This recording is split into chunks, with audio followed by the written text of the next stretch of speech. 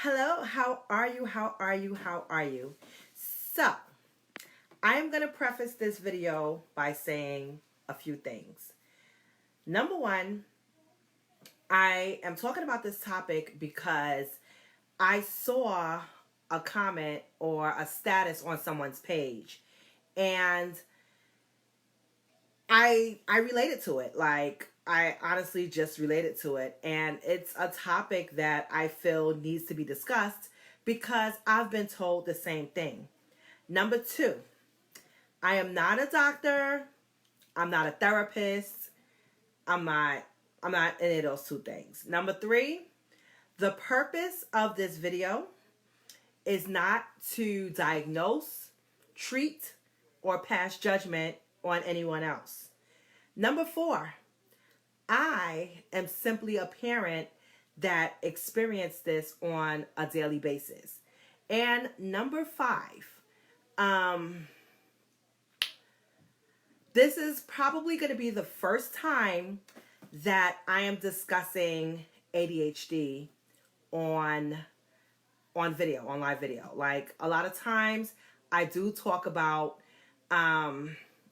autism or the autism spectrum, but this is my first time discussing ADHD. And the reason why I am discussing it tonight, not to really shed light on,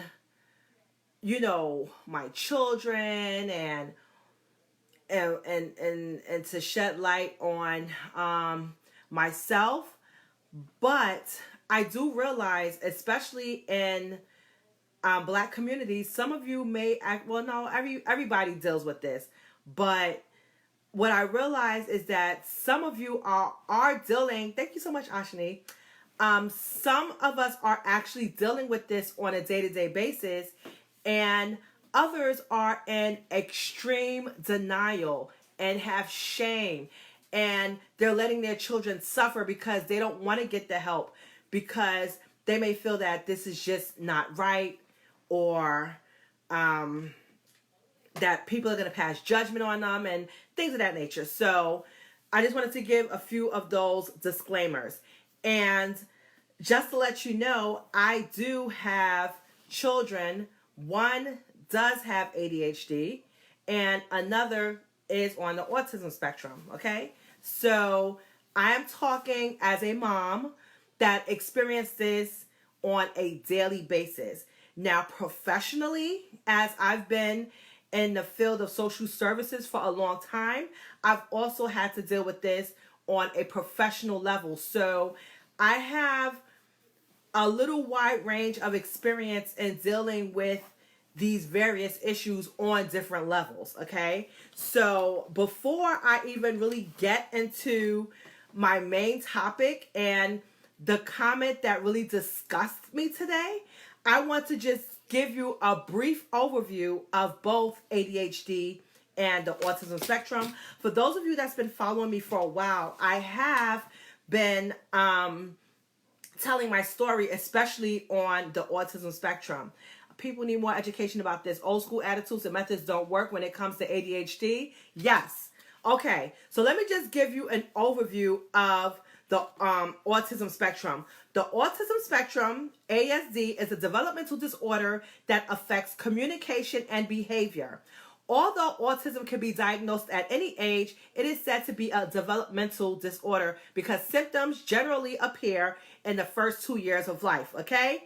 According to the DSM, some things that they do use to diagnose autism spectrum disorder is difficulty with communication and interaction with other people, restricted interests and repetitive behaviors, symptoms that hurt the person's ability to function properly in school, work, or other areas of life.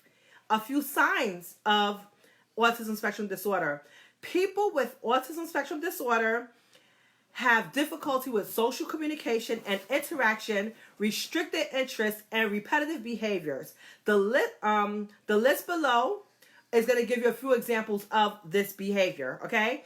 So in the area of social communication and interaction behaviors. It may include making little or inconsistent eye contact, tending not to look or listen to people, rarely sharing enjoyment of objects or activities by pointing, showing things to others, failing to or being slow to respond to someone, calling their name, or other verbal attempts to gain attention, having difficulties with the back and forth of conversation, often talking at length about a favorite subject without noticing that others are not interested or without giving others a chance to respond, having difficulties with the back and forth of conversation. I said that already. Having facial expressions, movements, and gestures that do not match what is being said, having an unusual tone of voice that may sound sing-song or flat and robot-like, having trouble understanding another person's point of view, or being unable to predict or understand other people's actions. Okay? And then restrictive or repetitive behaviors may include repeating certain behaviors or having unusual behaviors. For example, repeating words, phrases, or behavior. Having lasting intense interest in certain topics such as numbers, details, or facts. For my son, it's sharks. Having overly focused interests such as moving objects or parts of objects, getting upset by slight changes in routine, being more or less sensitive to other people or to sensory inputs such as light, noise, clothing, or temperature. Excuse me, you guys. And thank you so much for your comments, okay? Now, the treatments and therapies for ASD, Autism Spectrum Disorder, should begin as soon as possible after diagnosis. Early treatment for ASD is important as proper care can reduce the individual's difficulties while helping them learn new skills and make the most of their strengths. The wide range of issues facing people with ASD means that there is no single best treatment for ASD. Working closely with the doctor or healthcare professional is an important part of finding the right treatment program. Then there may be medication, and then there is behavioral or psychological educational therapy. So people with ASD may be referred to doctors that specialize in providing behavioral, psychological, educational, or skill-building interventions, okay? And progress may include learn life skills necessary to live independently, reduce changing behaviors, increase or build upon strengths, learn social communication, and language skills.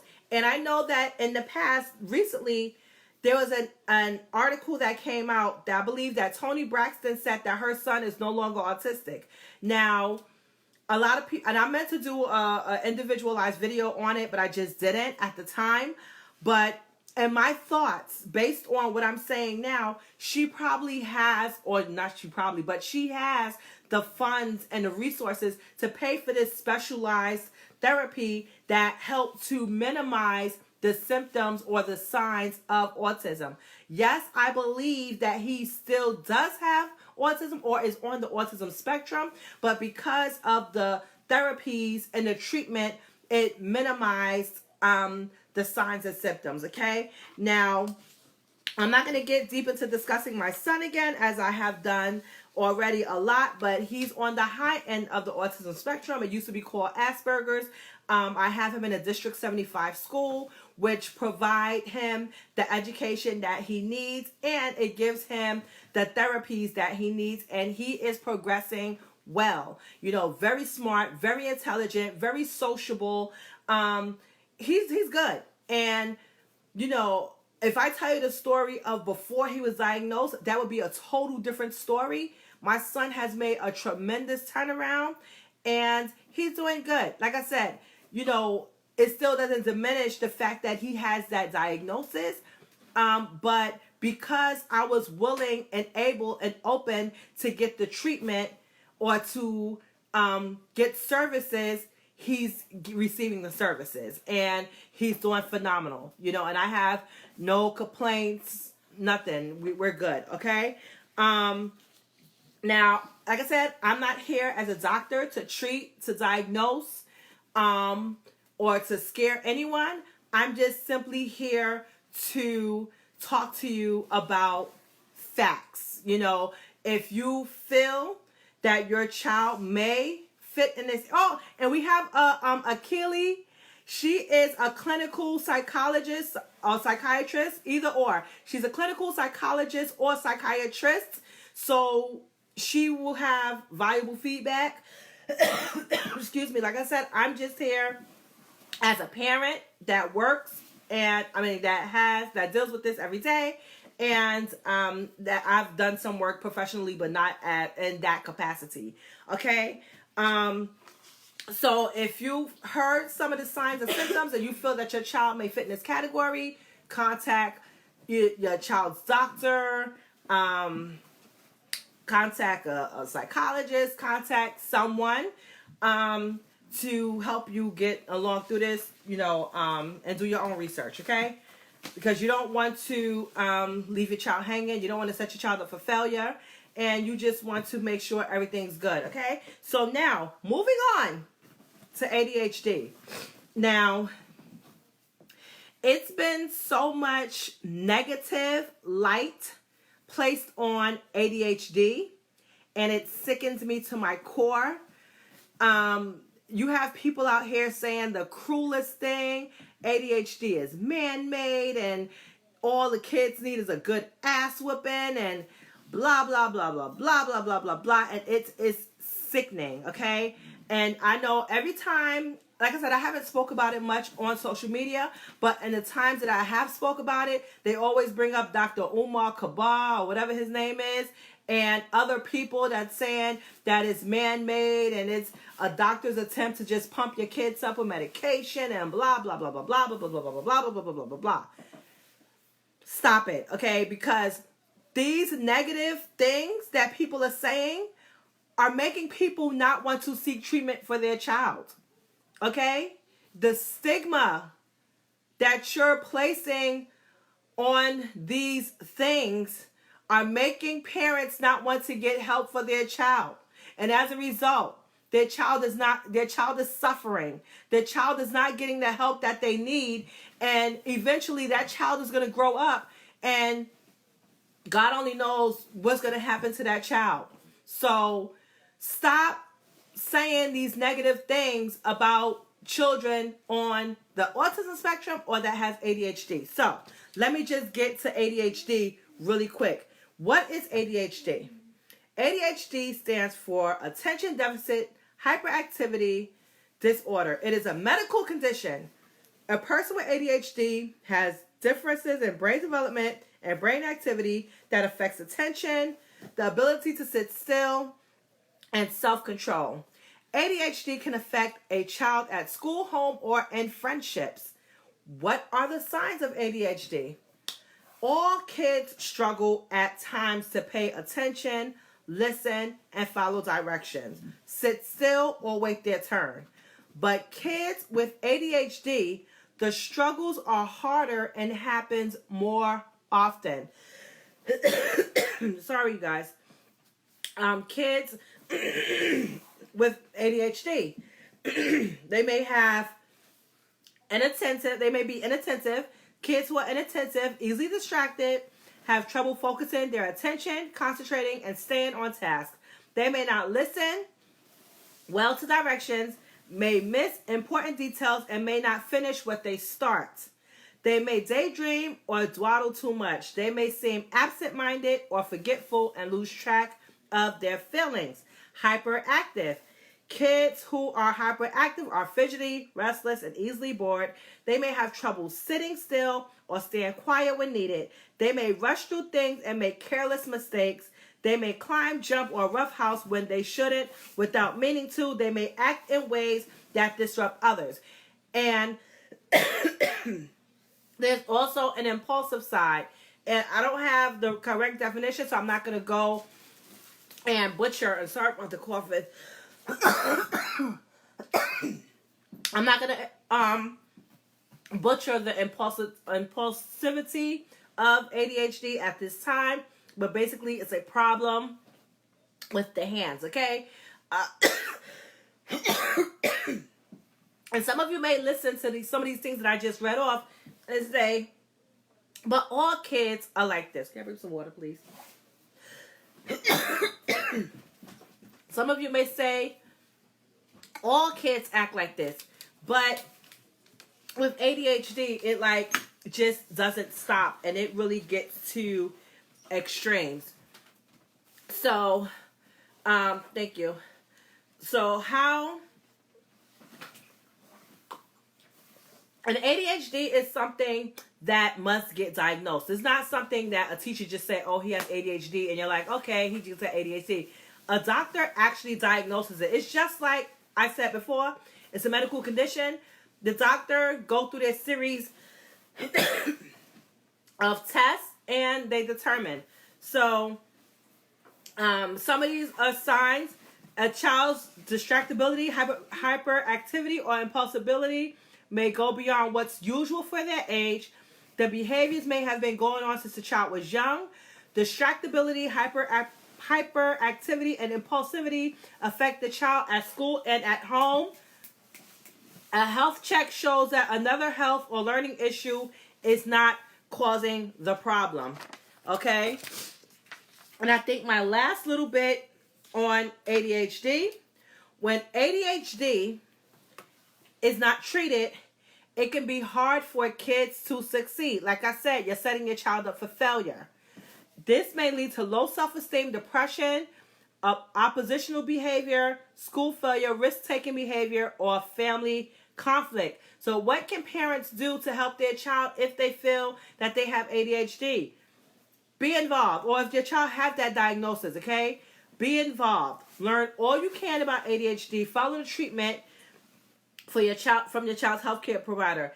If your child is given medication, give medication safely. Give them the dosage, the right dosage, and the time in which the dosage is supposed to be given. Work with your child's school. If your child requires an IEP, go get it done, because it can help them when it's time for tests and things of that nature. So, now that I finished giving you a few facts about autism and ADHD, I want to discuss this very sensitive thing. People on the outside, they don't know what autism or what ADHD is, and have these preconceived notions without any facts. And a lot of times, especially with maybe, let's say, autism spectrum disorder, sometimes the behaviors can be seen as defiant. The same thing with ADHD. Sometimes I wouldn't really say more of defiant, but more of a not listening type of situation. And a lot of times people will say, just give that child an ass whooping. That's all they need, is an ass whooping. Excuse me. Just give that child an ass whooping. And it's disturbing. It's offensive. Because dealing with something like this is real. And it's not to be taken lightly. It's just real.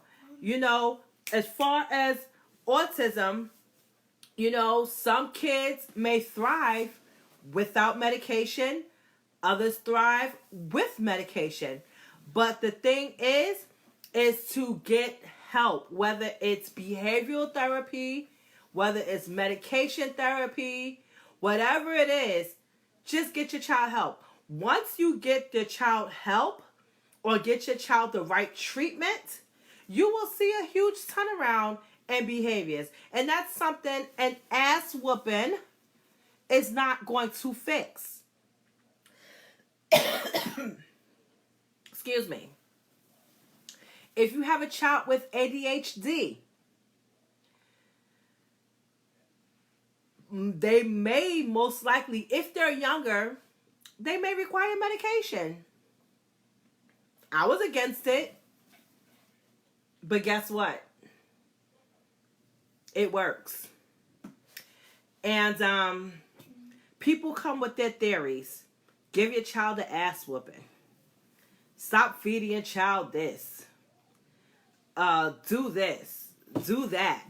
Do this. Do that. dealing with ADHD, dealing with ASD, it's the same as if you have to deal with a medical illness, diabetes, high blood pressure. They're, excuse me, those are medical issues. And most people, when they have these issues, they have to take medication, right? Now, they can go to the doctor, and if the doctor prescribes a certain diet or certain exercises, they are to do that to hopefully minimize the effects of the disease in their body. And once they go back to the doctor and they see, oh, their blood sugar has lowered or their blood pressure has stabilized, there's one or two choices. They're either going to lessen the medication or they're going to take you off of the medication. And this, excuse me, and this is the same for mental disorders, or what I'm talking about tonight, autism, spectrum disorder, ADHD. There's several treatments for it. Now, in my situation, with the ASD, he don't need medication. Behavioral therapy worked well. It's working well. So there was no need for medication. But professionally, I've seen or I've worked with people that have autism that's probably on a lower spectrum that's had to take medication. So everybody on the autism spectrum don't need medication. So it's severity. So maybe one may need therapy and medication. One may just thrive off of therapy only. In the case with ADHD, my child has to take medication. It's a very low dosage of medication, thank goodness, and I only give it for school, but I know people, because having a support system, when you're a parent dealing with things like this, having a support system is key. And thank goodness for a support system of other parents, who deal with the same thing. I have that in my corner. Because if you don't have that, you will go crazy, because your friends, your family, they will all think you're crazy. They will not support you. They will not believe you. And this is why a lot of people don't get help. But once you understand what's happening, get that tribe of people that you're going to talk to. Michelle, if you know the foods that's going to help, let me know.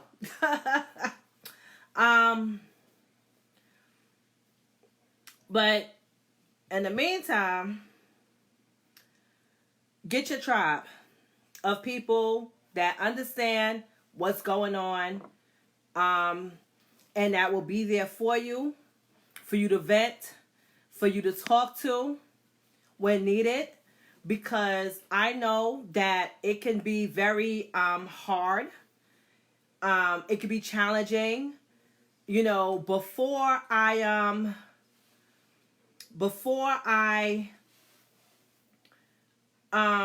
had the diagnosis or whatever, I've went through everything with this. And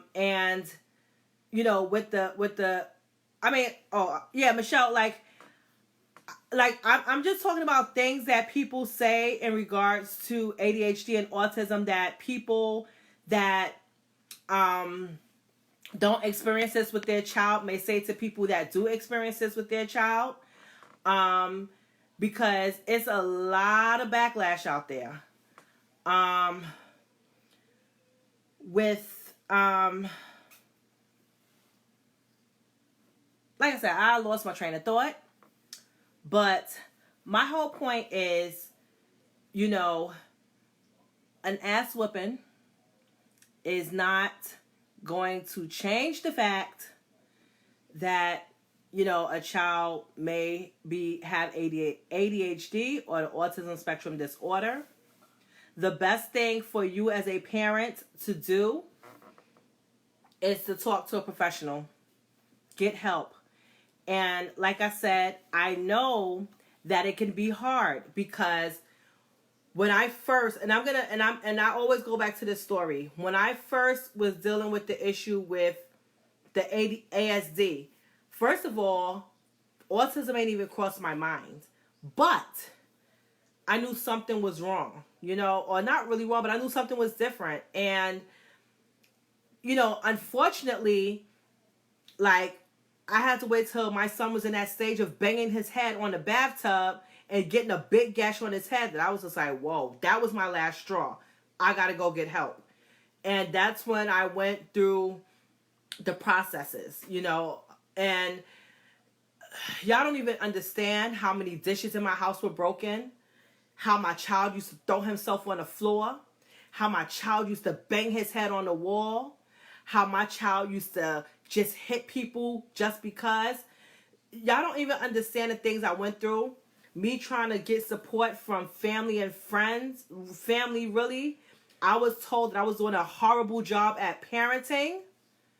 I was told that I was unorganized, unstructured, all kind of nonsense. And I used to cry every single day because people are in denial, and it was just hard. Like, I'm going through this by myself. In the meantime, trying to manage these destructive behaviors while still trying to work, keep a roof over my head, and do everything and manage and maintain my life. And it was hard. And thank goodness my sister Frances Myers, I think she at that time was studying child psychology. Yes, Michelle. Yes, family told me that. Yes. I even had one family member when I was like, my son had, oh, did you apply for SSI? Like, what? Huh? What? But that's another story because I know parents that really force their child with these diagnoses to get an SSI check, but that's neither here nor there. But I'm going to get to the rest of the questions.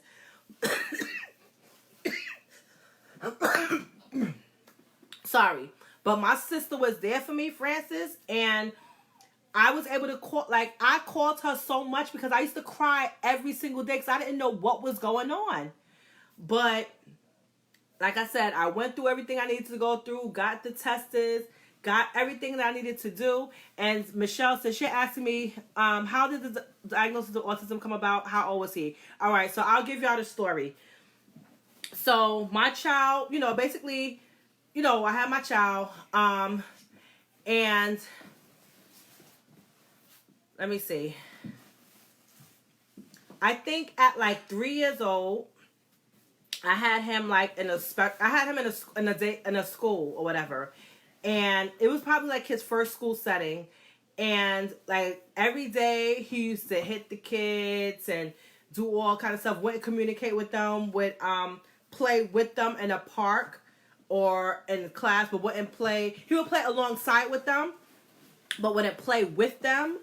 In the house, like I said, it was banging his head on the wall or banging his body on the wall, throwing himself on the floor, breaking my dishes, all kinds of stuff because I didn't know what was going on. So I believe at the age of 4, finally, I said to myself, something's not right because children with, in my experience, like I said, this is not how everybody experienced it. Oh, and let me rewind back. I had a social worker at the time by the name of Lachelle Wooten. She's actually on my Facebook, and I'm so happy and blessed to still be able to have communication.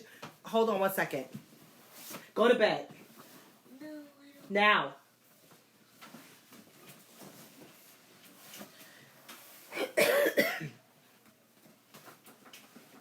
And one thing when I was working with her, because my child's vocabulary was a little limited, she suggested, and this was probably because that program went into the children were like 3 years old.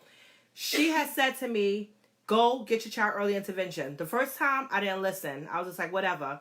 The second time, she said, go do early intervention.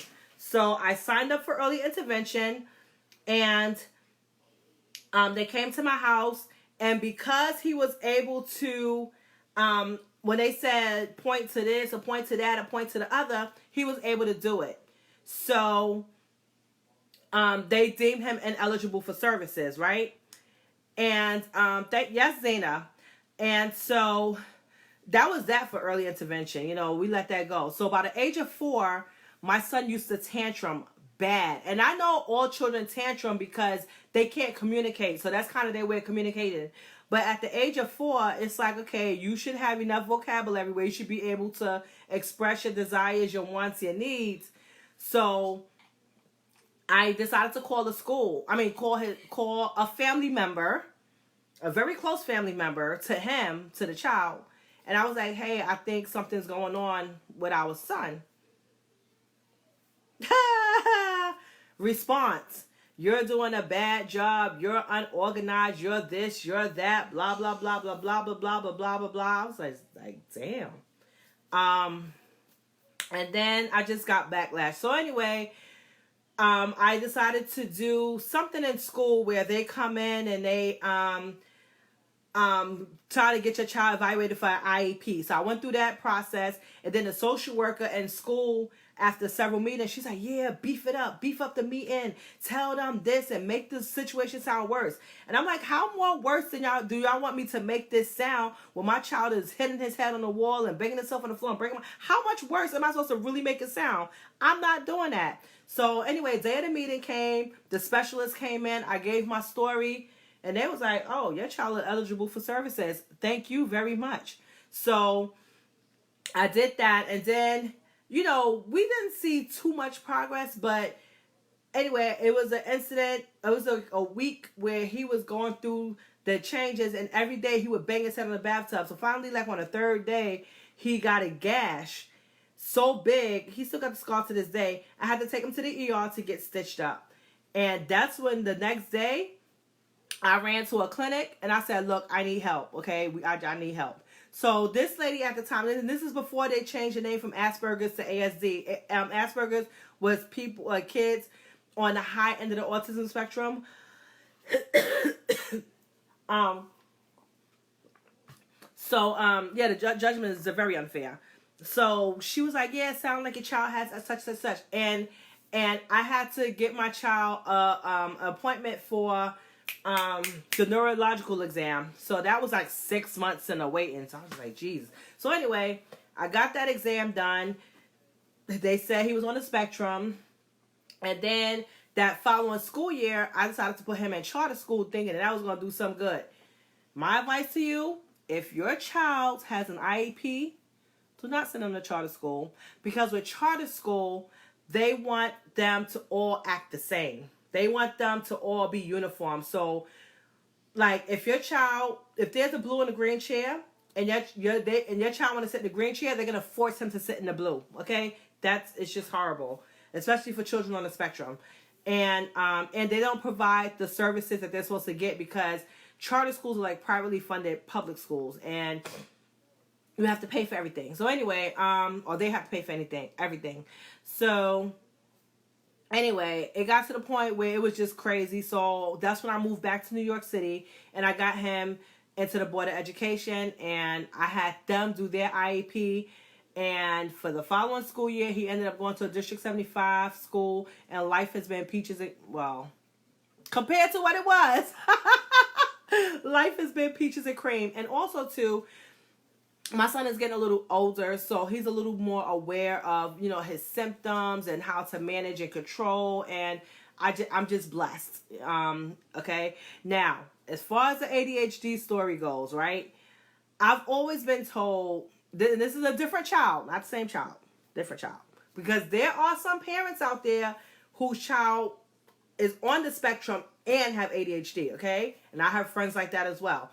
So anyway, as far as ADHD, I've always been told that my child was very smart, but my child was very active and wouldn't sit still and things of that nature. And some of the behaviors at home, like I don't. That's a part that I probably won't go into. because it was just a nightmare. And that part probably get talked about on a podcast or a book or something like that. But yeah, the life at home with the ADHD was insane, to the point where there were hospitalizations involved. Okay, and that's just not cool. And eventually they said medication, and I'm just like, but thankfully it was a very low dosage of medication, and for school it worked. And at that time, and this was like several years back, at this time I was like not consistent with it. But and I guess where we were living in Jersey, children that have ADHD, they had so much more hands-on for them. So they got therapy. They had therapy. The book is coming. They had therapy in the school. Like, the behavioral therapist came to the school. So literally somebody would be sitting in class with my son. Probably embarrassing. But people, like the therapist would come to my son's school and have therapy with him, and then he would have a therapist. So there was a behavioral therapist that worked with the behavior. Then there was a therapist that came. So there was much more hands-on. So at that time, I was lackadaisical because I was still trying to get used to the idea of a child being on medication, and then in the meantime, I'm still getting backlash. Horrible, you guys. And you really have to be a strong person to go through this, because people will tear you down to shreds in 2 seconds and not care about your feelings. And because of the stigma and all of that stuff. Let me see what Lois is saying. Thank you so much, Lois. Yeah, be sure to share this out. Tell them. I don't care. I'm sharing my story to help someone else. So anyway, it's been some time, and I think the dosage was raised one time, but like I said, I feel blessed that it's only one medicine at a low dosage, because I know people whose child may be on several medications, and not to even put them down, but it's just a reality. Different things work for different people. So yeah, different things work for different people. So you just have to do what works for you and your child and your situation. So I came back to New York, and so when I came back to New York, I think my son was in the 2nd grade. And when he came up here, I think he had a little bit of medication, but because I didn't have the health insurance and all of that kind of stuff, I didn't have the medication stopped. And the behavior was like a 360. They're like, who is this? And this is still at the time I'm still trying to get used to it. And the weeks that he took it, he was alright. And then the weeks that he didn't take it, it was just like I'm getting calls home and all kind of craziness. So that was the 2nd grade. The 3rd grade, I believe he was on it for most of the year. And yeah, for the 3rd grade, he was on it for the most of the year. And if I forgot, I would just call the teacher like, hey, put these extra measures in place because he didn't take his medication today, blah, blah, blah, blah, blah. And then in the 4th grade, we did not miss it. 4th grade, we may have missed it a time or two, but the 4th grade teachers never really seen him without, so they seen him as the perfect child. And 5th grade,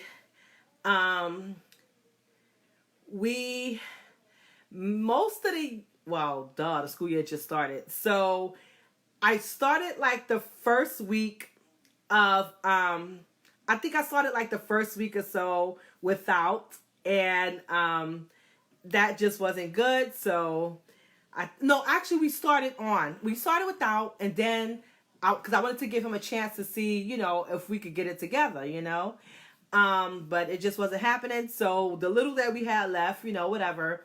And then we ran out, and the teacher was just like, and I was just like, okay. So we good now. And the crazy thing about it too is that I can tell the difference in his handwriting.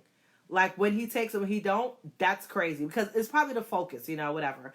But I think eventually as he gets older and as he gets an understanding of what's going on, I think that for him, behavioral therapy will be of a huge benefit, because he will be aware and be able to catch himself and act accordingly, hopefully. But like I said, the best I can do is use my resources and do what I gotta do. Let me see question. Thanks so much, Michelle. Zena, behavioral therapist is like an ABA therapy. Yes. In Jersey, they actually sent them to the schools. Any bad effects of the medication that you see? Right now, I really don't see any bad effects, but I know that with any medication that there are going to be effects, and I'm hoping eventually that he comes off. But like I said, it's a very low dosage, so he's still eating right, he's still sleeping right, he's still doing everything that he's supposed to be doing in a timely fashion. So right now, there are no effects. But like I said, no medication is usually safe at all. And you know what? I actually have like pills, like herbal medications that people say are good and are as good as medications for ADHD. But sometimes it could be a selling pitch, and I really don't want to play around like that because, like I said, he only uses it for school. The weekends, we don't use it. The summertime, we don't use it. It's just primarily for school because it really helps him focus, and zone in on the work. So, and like I said, we can tell the difference. And like I said, I don't want to set him up for failure because of my biases of not wanting him to take medicine. You understand? So, and even like when it comes to citywide tests and stuff, imagine if I sent him without and then he's focused and distracted. Like, I think just a couple of weeks ago, I posted my son's score, my son's citywide test scores. He got on citywide test scores 95s. Like, why would I set my son up for failure like that because of my own biases? You understand? Man, I'm going through the process of trying to have my third grade. That is frustrating when the doctors don't take it serious. They don't take it. I appreciate it. You're very much welcome. Like I said, I think the doctor that did diagnose was the neurodevelopmental, but it all started with early intervention. So, I've only heard people are trying to avoid dairy and no gluten. Do we even have, well, yeah, he likes milk. I mean, I don't know. Like I said, I just feel that, whatever's going to work right now is going to work. And hopefully, eventually through behavioral therapy and awareness for himself, because like I said, I work and I've worked with adults with ADHD, and she had this diagnosis since a kid. But as an adult, because she's aware of what's going on, and because of therapy, she's able to manage without medication. So I'm sure that once the awareness comes, then with them, then, they will behave and act accordingly. It's kind of just like my son on the spectrum, for example. Like, loud noises really affects him, bright lights, like a lot of movement in an area. And that's because children with the autism spectrum, they have sensory issues, okay? So what might be it's kind of like, this is how I'm explaining it. So you're not supposed to look up at the sun, right? It's kind of like a bright light being in a room that's extra bright, but for me, it's not bright. But for a child with autism spectrum, it's like looking directly into the sun, right? Or as far as the noise, they don't like loud noises like fire alarms or, the smoke detector, blenders, things of that nature. Now, a child in the early stage of the autism spectrum disorder, like especially when they're young and don't really know better, like it sounds like for us it's loud, but it's not that bad. But for a child with autism spectrum disorder, it's kind of like 20 alarms going off at once because it's sensory overload. So now that my son is a little older and he's aware of the things that bother him, he's able to kind of prep for it. So if he knows I'm about to make a smoothie in my kitchen, he may leave the kitchen. Okay. Um, Unfortunately, with the smoke alarm or with fire drills in school, like, it has to happen. It's for the safety. So he may gear for it by covering his ear, so it'll make it a little less noisy. So he copes because now he understands the symptoms of what he's dealing with, so he's able to cope a little better with life. You understand? Um, like examples in the past, like children with autism spectrum disorder, they have a certain way in which they like to do things. So they like to, like, say for example, if my son is getting dressed in the morning, he likes to put on his socks, then his pants, then his t-shirt, then his shirt, then his shoes. Now, if any of that is out of order, that will cause a complete meltdown. And I've seen it, like where my husband would want him to maybe put on his shirt first instead of his socks first. And that will cause a major breakdown and like really ruin his day. And now that he's older, he kind of understands a little bit more. So things like that won't cause a major meltdown.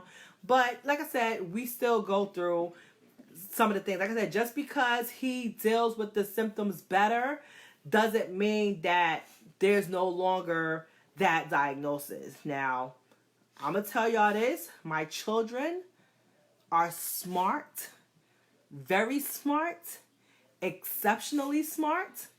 And I don't even dare debate with them. Like, I just they good, you know. Like, I let them be. Let me see. My niece's parents were in denial a long time. Yeah. Wow.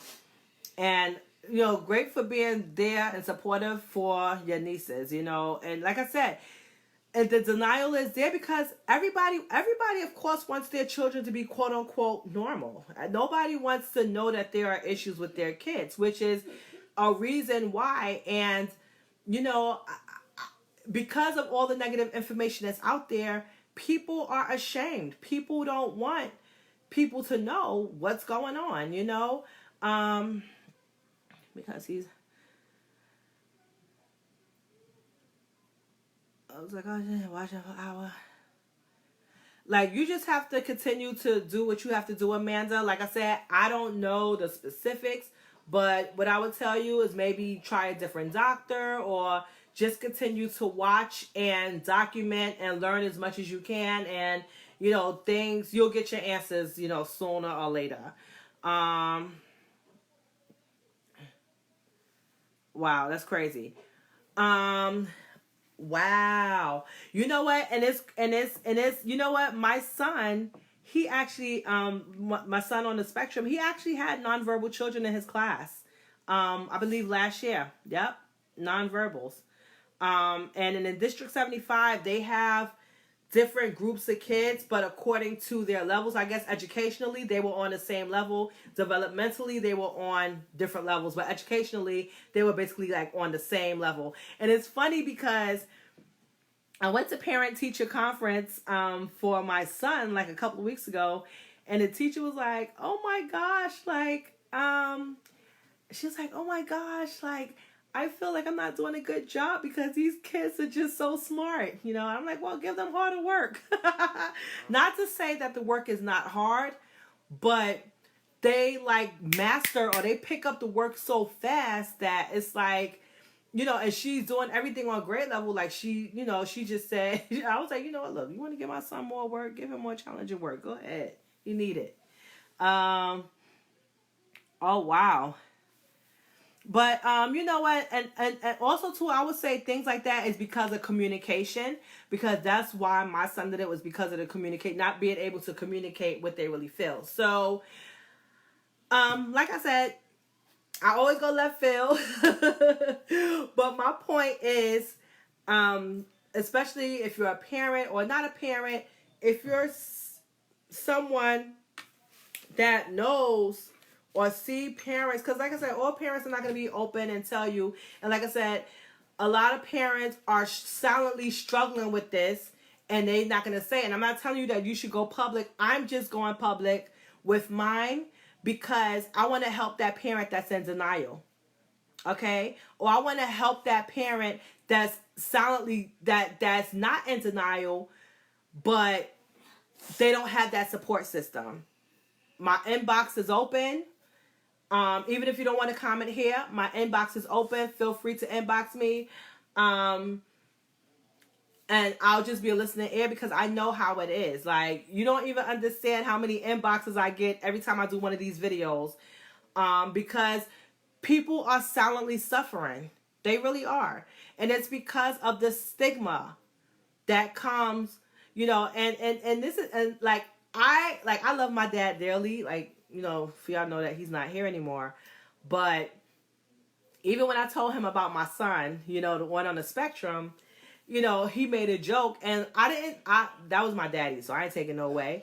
But he was like, where's his helmet? Because a lot of kids, some people associate autism with a helmet, you know?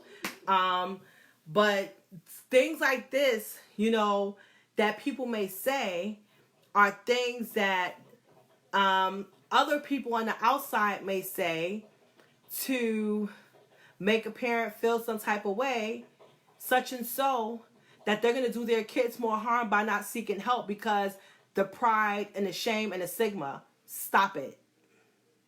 Stop it. Your child's well-being is more important than pride and stigma. And I forgot the other one I just said.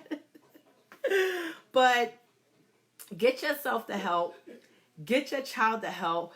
And believe you me, there is a community out here that knows what you're going through. Like, we're here. I'm here. You know, this is what I deal with on a day-to-day basis. You know, I make it look easy, you know. And I guess what really makes it easy is that, like, I'm not in denial. Like, I'm willing to do what I need to do for my children. You know, because the more I help them, that more it helps me. It's true. Get your child the help. Learn what you can. Manage. You will get through it. Find a community. Find a friend or two that's going through the exact same thing, because a person that don't know what you're going through, they cannot help you. All they can do is, yeah, there she go again. Yeah, he just need an ass whooping. Okay? Go find a community. Go get the help. Get your child the help. Don't do your child good. You know, like I said, you don't have to go. Thank you so much for the love. Thank you. You don't have to go out there and announce to the whole world what you're going through. I mean, just hashtag, for goodness sake, on Facebook, Instagram, YouTube, hashtag ADHD, hashtag autism spectrum disorder. You will find plenty of parents that are dealing with the same thing. Find a support group if it's, you know, if you have to. Like, I talk to some of the parents in my son's school sometime. Like, you know, like, help your child. That's the most important thing, is your child and their well-being. And the better you do, or the more you do for your child, the more you're doing for yourself and everybody else around. And you will raise productive children that'll go out there and conquer the world. For real. But by you not getting that child that help, I don't know what to tell you. So that's what I have to say today. Thank you for listening. Thank you for watching. Feel free to share, because this is about awareness. I love you all. Thank you so much.